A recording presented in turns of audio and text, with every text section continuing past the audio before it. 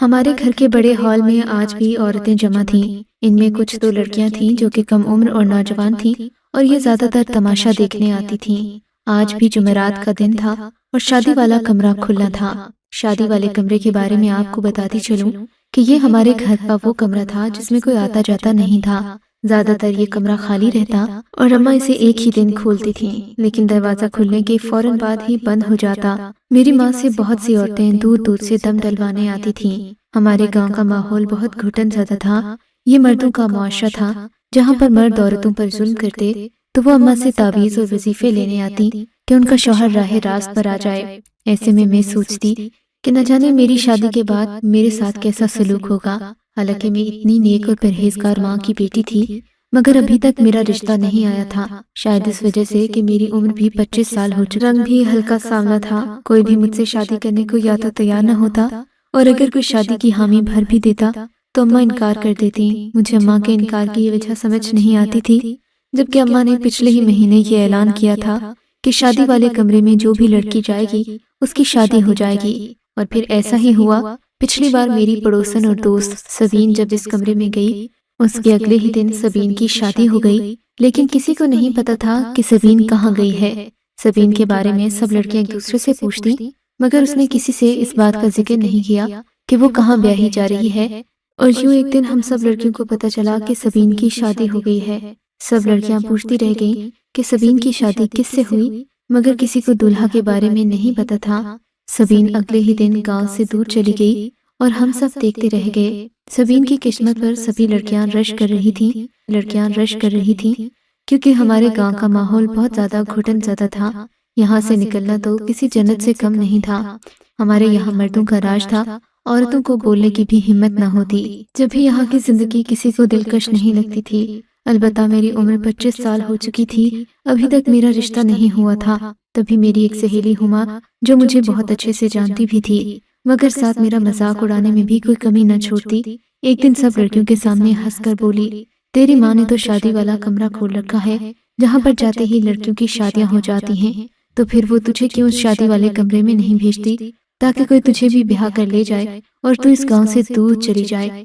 ہما کی یہ بات میرے دل کو لگی تھی، کیونکہ میں اماں کی اس بات پر واقعی نالاں تھی۔ میں سوچتی کہ اماں اگر چاہے تو وہ مجھے بھی اس کمرے میں بھیج سکتی ہے، میری بھی شادی ہو جائے اور میں اس گاؤں سے باہر چلی جاؤں۔ مگر میں نے اماں سے جب یہ بات کی تو وہ غصے سے بھڑک اٹھیں۔ لگتا تھا جیسے میں نے ان سے کوئی غلط بات کہہ دی ہو۔ اماں، تم مجھے اس کمرے میں کیوں نہیں بھیجتی؟ شاید میری بھی شادی ہو جائے اور میں اس گاؤں سے دور کہیں چلی جاؤں۔ میں نے ہما کی بات دہرائی تو اماں نے میرے منہ پر انگلی رکھتے ہوئے مجھے خبردار کیا، آج تو نے یہ بات کر دی ہے، دوبارہ یہ بات مت کہنا، ورنہ مجھ سے برا کوئی نہیں ہوگا۔ اماں کی بات سن کر میرا دل بیٹھ گیا۔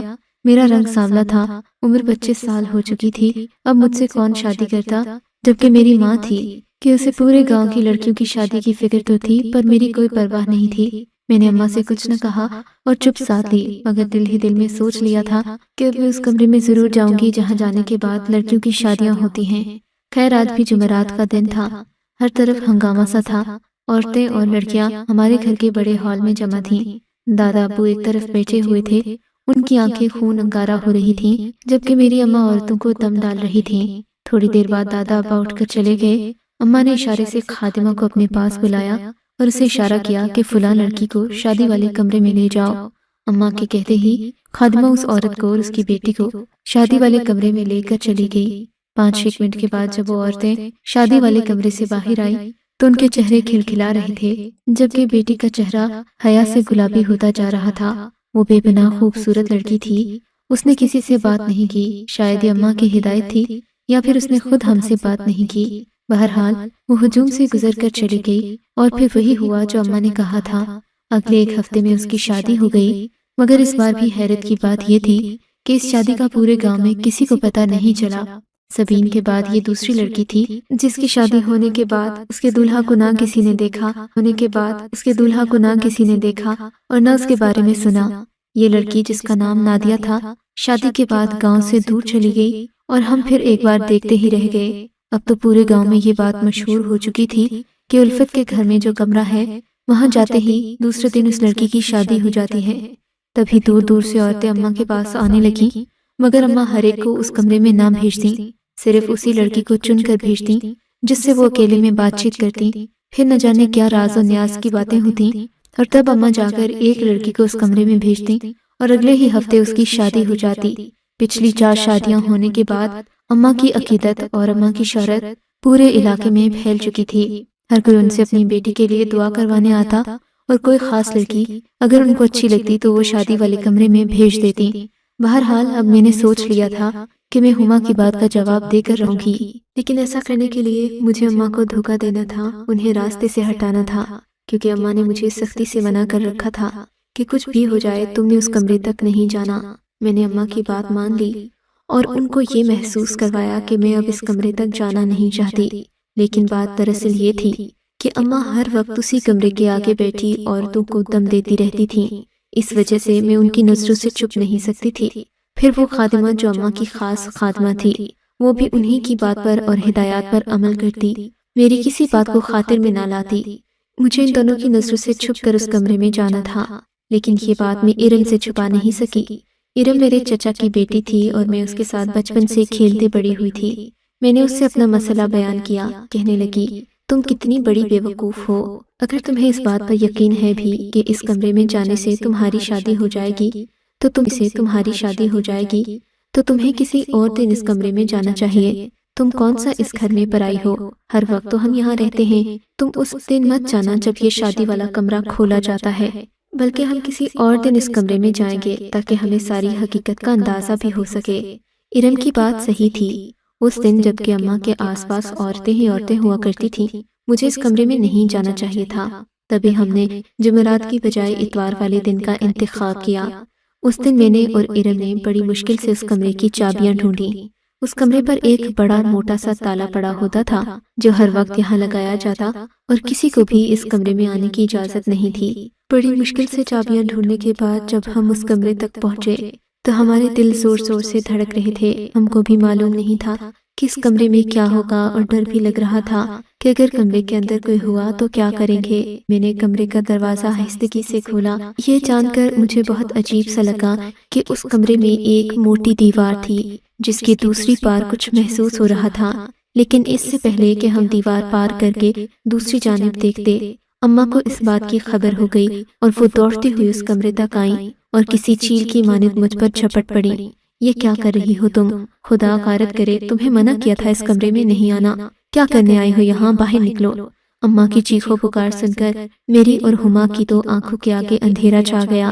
سوچا بھی نہیں تھا کہ اماں کو اتنی بروقت ہمارے اس کارنامے کی خبر ہو جائے گی۔ اماں کے ہاتھوں بری طرح پٹنے کے بعد ہم اس کمرے سے باہر آ گئیں، مگر ہم نے ہمت نہیں ہاری۔ ہما کہنے لگی کہ تم فکر ہی نہیں کرو، میں اس بات کا کوئی نہ کوئی حل نکال لوں گی، اب کہ ہم جمعرات والے دن ہی شادی والے کمرے میں جائیں گے تاکہ ہمیں عین اسی معلومات کا پتہ لے جو ہم سے چھپائی جا رہی ہے۔ ہما کی بات صحیح تھی، میں نے بھی شادی والے کمرے میں جانے کا فیصلہ جمعرات تک ملتوی کر دیا۔ اماں بھی 2-3 دن میں یہ بات بھول گئیں اور مجھے سختی سے منع کیا کہ میں دوبارہ اس کمرے تک نہ جاؤں۔ جمعرات والے دن ہما مجھ سے کہنے لگی کہ وہ میرا ساتھ ضرور دے گی، چنانچہ اس نے 2-3 عورتوں کو اشارہ کیا۔ اب نہ جانے کیا بھگدڑ مچی، ہما نے ان کو کیا دیکھنے کے لیے بلا لیا کہ وہ عورتیں یکدم بے چین ہو کر دروازے کے آگے سے ہٹ گئیں۔ ان میں وہ خادمہ بھی تھی جو کرخت چہرے کے ساتھ ہر وقت اس کمرے کے باہر پہرا دیتی رہتی۔ ہما نے اسے وہاں سے ہٹا لیا۔ عین اسی وقت اماں کی منتخب کی ہوئی ایک لڑکی اور اس کی ماں شادی والے کمرے سے باہر آ گئیں۔ میں اسی وقت موقع پا کر اس کمرے کے اندر چلی گئی۔ جب میں کمرے میں گئی تھی اس دیوار کو ہٹانا آسان تھا کیونکہ یہ لکڑی کے دروازوں کی بنی ہوئی تھی۔ جیسے ہی میں نے ایک دروازہ پلٹ کر آگے کی طرف آئینے پر نظر ڈالی تو میری چیخ نکلتے نکلتے رہ گئی۔ میں نے سوچا بھی نہیں تھا کہ مجھے اس کمرے میں یہ منظر دیکھنے کو ملے گا۔ مجھے دوسری طرف سے بھی سخت حیرت کا سامنا کرنا پڑا، اپنی آنکھوں پر مجھے یقین نہیں آ رہا تھا۔ اتنے میں دایا اماں کو خبر ہو گئی کہ میں کمرے میں آ گئی ہوں۔ انہوں نے مجھے گھسیٹ کر باہر نکالا، لیکن اب ان کی آنکھوں میں وہ چمک اور وہ غصہ اور قہر نہ تھا جو مجھے یہاں آنے سے پہلے دکھایا جاتا تھا۔ اماں کی نظریں بھی جھکی ہوئی تھیں، ان کو بھی معلوم پڑ گیا تھا کہ میں اس کمرے تک پہنچ چکی ہوں اور ساری حقیقت سے آگاہ بھی ہو چکی ہوں۔ اماں نے تو جیسے آنکھیں ہی بند کر لی تھیں، مگر میرے سر پر جنون سوار تھا۔ میں جس بات کے لیے اتنا پریشان ہوئی، اماں نے مجھے اس کے بارے میں ایک لفظ کی بھی بھنک نہیں پڑنے دی۔ میں نے اپنا سر پیٹ لیا، اماں سے پوچھا کہ اماں بتاؤ تو صحیح، تم نے ایسا کیوں کیا؟ اماں نے تو چپ ساتھ دی۔ کئی دن اماں مجھ سے ناراض بھی رہی، مجھ سے بات تک نہیں کی، مگر غلطی پر وہی تھی، سو انہی کو معافی بھی مانگنا پڑی اور مجھے ساری بات بھی بتانا پڑی، جس کے بعد مجھے اپنے دادا سے شدید نفرت ہو گئی، اور میں جو اپنے دادا ابو سے اس قدر محبت کرتی تھی کہ انہیں دنیا میں ایک انسان نہیں بلکہ فرشتہ سمجھتی تھی، اب وہ مجھے ایک درندہ صفت انسان لگنے لگے۔ اماں کی کہانی کچھ یوں ہے، میں جانتی ہوں کہ تو مجھے قصوروار جان رہی ہے، لیکن جب میں یہاں بیاہ کر آئی تھی، میرے من میں کبھی بھی یہ خیال، یہ وہم و گمان بھی نہیں گزرا تھا کہ مجھے یہ قدم اٹھانا پڑے گا۔ میں ایک ایسے گھرانے سے تعلق رکھتی تھی جہاں پر لڑکیوں کو کمائی کا ذریعہ سمجھا جاتا تھا، انہیں ناچ گانے کے ذریعے مردوں کے سامنے پیش کیا جاتا، اور پھر جب وہ اپنی زندگی میں اپنی ساری حدیں پار کرنے کے بعد اپنے باپ بھائیوں کے لیے دولت کما لیتی تو انہیں کسی ایسے ہی بدکردار شخص کے کھونٹے باندھ دیا جاتا جو ان کو کبھی عزت اور مقام نہیں دے پاتا۔ لیکن کہتے ہیں کہ اللہ نیک روحوں کو ذلیل و رسوا نہیں کرتا بلکہ ان کو عزت دیتا ہے، ان کی زندگیوں کو آسان کرتا ہے، ان پر پڑنے والی مشکلات کو ان کے لیے قابل برداشت بناتا ہے۔ میں نے بھی دل ہی دل میں دعا کی تھی کہ اے اللہ، مجھے ان مشکلات سے بچانا، مجھے اس گناہوں کی دلدل سے بچانا جو میرا انتظار کر رہی ہے۔ جب میں جوانی کی دہلیز پر پہنچی تو میرے ماں باپ نے بھی مجھے انہی نظروں سے دیکھنا شروع کر دیا جن نظروں سے کوئی شکاری اپنے شکار کو دیکھا کرتا ہے۔ میں جانتی تھی کہ اب مجھے بھی گناہ کی دلدل میں دھکیلا جائے گا، مگر میں اس سب کے لیے تیار تھی، اور بالآخر وہی ہوا۔ مقررہ وقت پر جب میری عمر 18 سال ہو گئی تو میری بولی لگائی گئی۔ میں انسانوں کی بھیڑ میں بیٹھی خود کو ہی تھی، مگر پھر میری تو جیسے لمحوں میں قسمت ہی پلٹ گئی تھی۔ مجھے یہ پتہ چلا کہ میری بولی لگانے والا کوئی عام شخص نہیں، بلکہ وہ تو مجھ سے شادی کرنا چاہتا ہے، مجھے اپنانا چاہتا ہے۔ اور جانتی ہو سب سے بڑی بات کیا تھی؟ سب سے بڑی بات تو یہ تھی کہ وہ خود ایک باکردار شخص تھا۔ وہ نہ صرف یہ کہ باکردار تھا، بلکہ وہ ایک سید گھرانے کا اکلوتا سپوت تھا۔ اسے میرے کردار سے کوئی غرض نہ تھی، وہ بس مجھے اپنانا چاہتا تھا اور مجھے گناہوں کی دلدل سے بچانا چاہتا تھا۔ میں نے اس کا بہت شکریہ ادا کیا اور زندگی بھر اس سے وفا نبھانے کا وعدہ بھی کیا۔ پھر اس نے مجھے کہا کہ اگر میں کوئی خواہش رکھتی ہوں تو بتا دوں، کیونکہ وہ مجھے دوبارہ کبھی بھی اپنے گھر والوں سے ملنے نہیں دے گا، ہمیشہ کے لیے مجھے یہاں سے لے جائے گا۔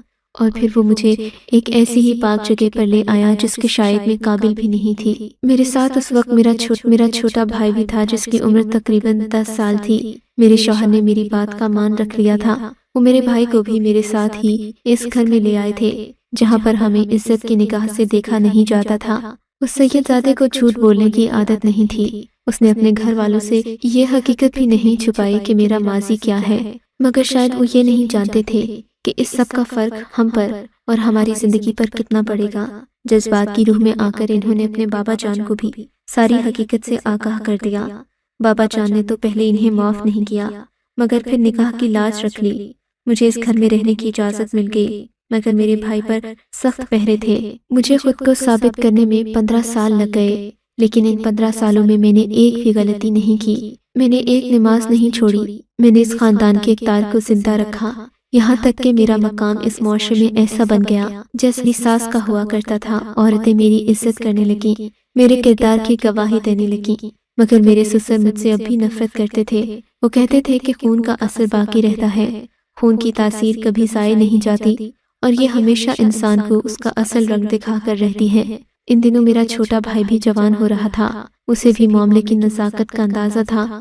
میں نے اسے بھی سختی سے سمجھا دیا تھا کہ اپنی بہن کے گھر کا خیال رکھنا، کبھی اس ماحول میں کوئی ایسی حرکت نہ کرنا کہ مجھے بھی یہاں سے دربدر ہونا پڑے، مگر جو قسمت میں لکھا ہوتا ہے وہ تو ہو کر ہی رہتا ہے۔ میرے بھائی سے بھی نہ جانے کیسے یہ حرکت سرزد ہو گئی کہ ایک دن اس نے ایک نوکرانی سے بات کرنے اور پھر اسے چھیڑ چھاڑ کرنے کی ہمت کی۔